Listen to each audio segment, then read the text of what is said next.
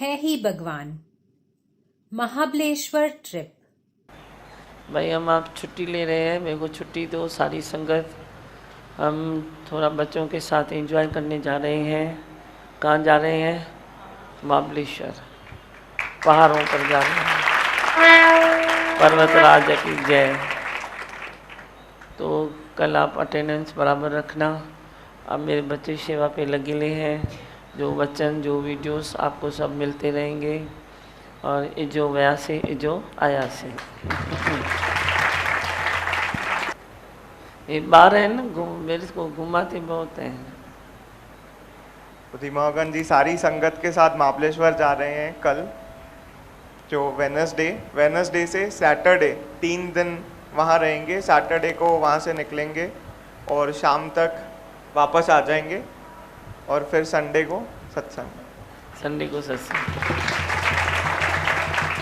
मेरे बच्चों के लिए तालियां बजाओ।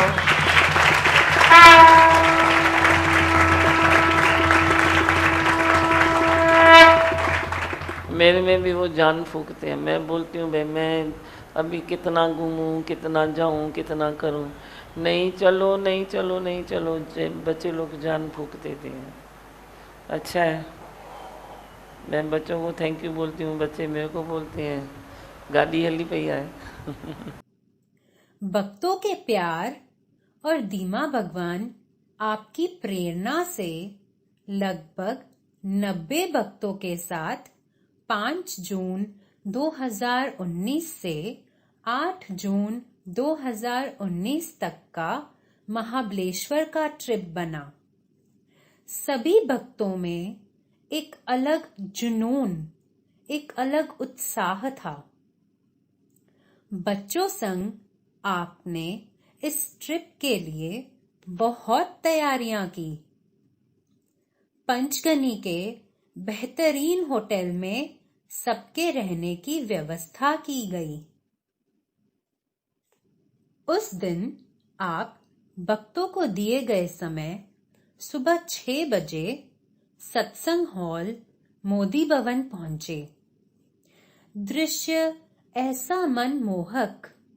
मॉडर्न युग के मॉडर्न गुरु स्पोर्ट्स शूज पहनकर, है ही भगवान की कैप डालकर और गॉगल्स पहनकर रुके थे। आपके इस उमंग को देखकर आपके सारे भक्तों में जिंदा दिली आ गई। जय भगवान, मैं हूँ आनंद का स्वरूप, मैं हूँ सुख स्वरूप, मैं हूँ शांत स्वरूप, मैं हूँ ज्योति स्वरूप, मैं हूँ ब्रह्म स्वरूप, मैं हूँ सत्य स्वरूप, मैं अविनाशी हूँ, मैं निर्विकारी हूँ, मैं अजर हूँ, मैं अमर हूँ, मेरा कभी न होता नाश, मैं सदा सत जागृत हूँ, ओम। हे ही भगवान, हे ही भगवान, हे भगवान। Happy journey of the peace all is well. Mahabaleshwar में मिलेंगे, अपनी अपनी गाड़ी पर चलो। आपने ट्रिप पर चलने वाले सभी बच्चों को बड़ी खुशी और उत्साह के साथ है ही भगवान की कैप्स पहनाई। उल्हासनगर से महाबलेश्वर का सफर सभी भक्तों के साथ बहुत अच्छे से गुजरा। एक अलग ही ताजगी थी वातावरण में। आप महाबलेश्वर पहुंचकर बार बार कहते, आपको वहां बहुत मजा आ रहा था। आपने इस ट्रिप की तैयारियों की जिम्मेदारी अपने युवा बच्चों को दी। रूम्स बुकिंग से लेकर खाने तक सभी तैयारियां बच्चों ने ही की। आप बच्चों की इन तैयारियों से बेहद संतुष्ट हुए। वहां बच्चों की उमंगों ने आपको स्विमिंग पूल में भी जाने को उत्सुक किया। आपने पूल में बहुत एंजॉय किया। पूल में डुबकियां लगाते समय आपने महसूस किया जैसे आप गंगा मैया में डुबकी लगा रहे हैं। इसी कारण आपने भक्तों का हाथ पकड़कर सबको डुबकियां दिलाई।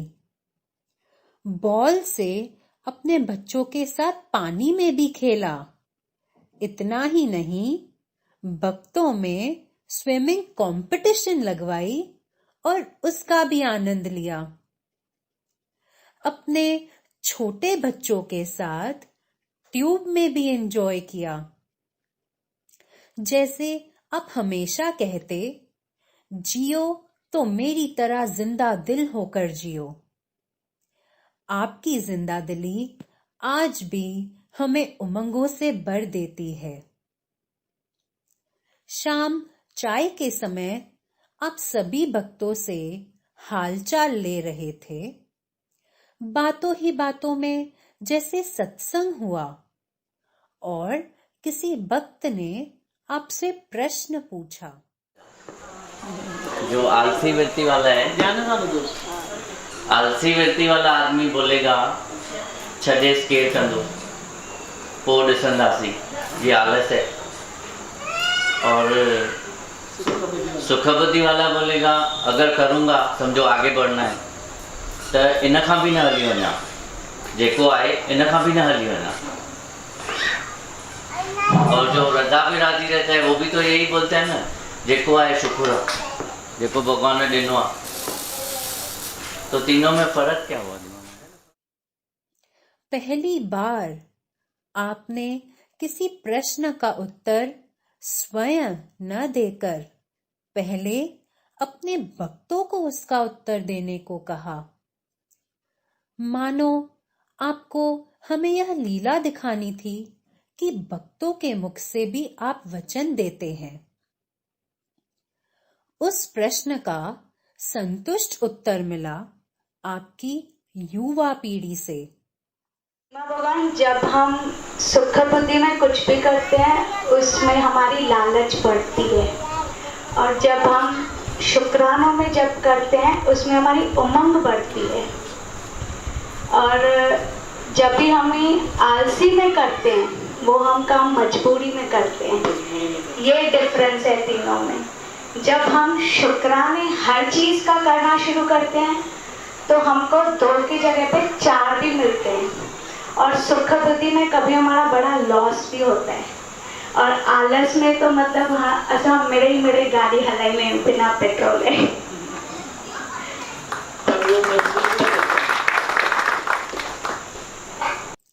वह उत्तर सुनकर आपके चेहरे पर ऐसी रौनक आ गई मानो आपको अपने यंग बच्चों पर नाज हो रहा था। गर्व महसूस हो रहा था कि आपके छोटे बच्चे भी इतना ज्ञान समझते हैं। उसी प्रश्न पर फिर आपने सत्संग किया। कहीं कहीं 5 ज्ञानी आपको गलत लगेंगे, क्योंकि ज्ञानी रियलिटी में चलता है, रियल स्वभाव में चलता है, ओरिजिनलिटी में चलता है। अज्ञानी फिर भी थोड़ा आर्टिफिशियल चल के अपने को बना के रखता है, ज्ञानी बनाता नहीं है। तो कभी कभी आपको सामने डिफरेंट दिखेगा नहीं, पर उल्टा अच्छा नहीं लगेगा, बोलेगा ये सत्संग करके ऐसा कैसे करते हैं, ये ऐसा कैसे करते हैं। पर शास्त्रों में दिया हुआ है कि दोनों में डिफरेंट दिखाई नहीं देता है, लेकिन अंदर से बहुत बड़ा डिफरेंट है। उसका मन स्थिर है, उसका मन अथिर है, वो मन के चंबे में है, वो मन के चंबे से निकल चुका है, वो साखी भाव में है, वो साखी भाव को खो चुका है, वो अपने लक्ष्य में है, अपने आदर्श में है, वो अपने आदर्श को खो चुका है, वो हदों में है। अब सुख बुद्धि वाला जो आप क्वेश्चन करते हो, सुख बुद्धि वाला हद में है। फिर बाहर से भले उसको ज्ञानी है दिखाई क्या भी दे, लेकिन वो हद में थोड़ी है, वो हद में नहीं है। वो सर्व को प्रेम कर सकता है, सुख बुद्धि वाला काम कर सकता है, नहीं कर सकता है ना। वो तो जरे जरे मजबूर है, जरे जरे लाचार है, जरे जरे दूसरे के ऊपर डिपेंडेंस है उसका। वो इंडिपेंडेंट है, उसको किसी चीज़ की आदत नहीं है, आदत का वो गुलाम नहीं है, मन का गुलाम नहीं है, वो मन का राजा है। और नहीं तो सुखबुद्धि मन का गुलाम है। किसने सोचा था कि महाबलेश्वर की उस शाम को किया हुआ सत्संग आपके साकार रूप का आखिरी सत्संग होगा।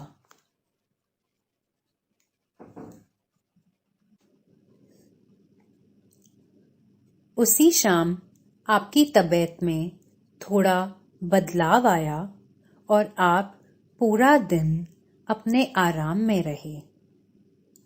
अगले दिन की शाम तक आपका दर्शन न पाने पर जब आपके भक्त व्याकुल हो रहे थे, तब वे आपके रूम के बाहर महफिल सजाकर आपको पुकारते हुए भजन गाने लगे।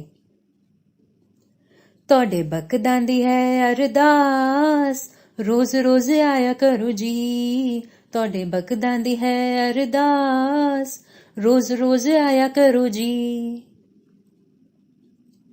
फिर आपने अपने भक्तों को रूम से बाहर आकर दर्शन भी दिया। इतना ही नहीं, आपने इस भजन पर बैठे बैठे ही डांस भी किया। मुंजो दारू दवा तुंहिंजो दीदार आ, मुंजो दारू दवा तुंहिंजो दीदार आ। मतलब मेरी दवा मेरे सतगुरु का दीदार है।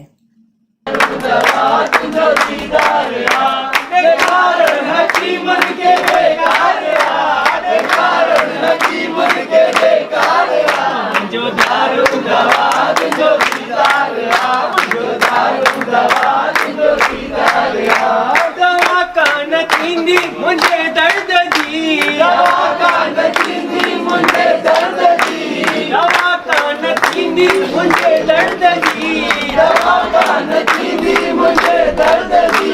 हकीमन खे कहिड़ी ख़बर मर्ज़ जी, हकीमन खे कहिड़ी ख़बर मर्ज़ जी। तही कहिड़े मर्ज़ जो बीमार आ, तही कहिड़े मर्ज़ जो बीमार आ। मुंहिंजो दारू दवा तुंहिंजो दीदार आ, मुंहिंजो दारू दवा तुंहिंजो दीदार आ, मुंहिंजो दारू दवा तुंहिंजो दीदार। किसी संत ने आपसे पूछा, धीमा भगवान जी, आपको क्या हो रहा है? आपने जवाब में कहा, मैं अब समाधि लगा रही हूं। समाधि लगाना भी जरूरी है। वह संत सोच में डूब गया कि आपने ऐसे क्यों कहा। किसी और भक्त को आपने सिंधी में कहा, लीला वेठो डिस, यानी लीला बैठे देखो। ट्रिप का तीसरा दिन आप पूरे आराम में थे। तबीयत में उतार चढ़ाव चल रहा था। सभी भक्तों में एक उम्मीद की किरण कि आप जल्द ही ठीक हो जाएंगे। भक्तों के पूछने पर आपने कहा, मैं मस्त एकदम ठीक हूं। उस दिन शाम को आपने अपने सभी भक्तों को अपने रूम के अंदर ही दर्शन दिया और सभी को प्रसाद भी दिया। आप अपने विल पावर से, अपने निश्चय में ऐसे बैठे थे कि मानो कोई तबीयत में लहर आई ही नहीं। अगले दिन उल्हासनगर वापस लौटने का दिन था। आपको हमेशा से ही भक्ति से बहुत प्रेम रहा है। प्रकृति माता से लगाव रहा है। आप हमेशा कहते हैं, अपने जीवन की प्लग प्रकृति माता में डाल दो, सब अच्छा ही होगा। और देखिए, प्रकृति माता ने आपको ऐसे होटल में रुकाया जहां संजोग से ट्रिप के आखिरी दिन हवन का कार्यक्रम हो रहा था। महाबलेश्वर से निकलते समय आपने हवन कुंड में मुस्कुराते हुए आहुति डाली। आहुति डालकर कार में बैठकर अपने सभी भक्तों को मुस्कुराकर बाय किया और निकल पड़े अंबरनाथ की ओर। इस तरह आपने अपने बच्चों से किया हुआ महाबलेश्वर ट्रिप पर जाने का वादा पूरा किया। ये एक अविस्मरणीय ट्रिप है। हर भक्त के हृदय में इस ट्रिप का एक अलग स्थान रहेगा। है ही भगवान।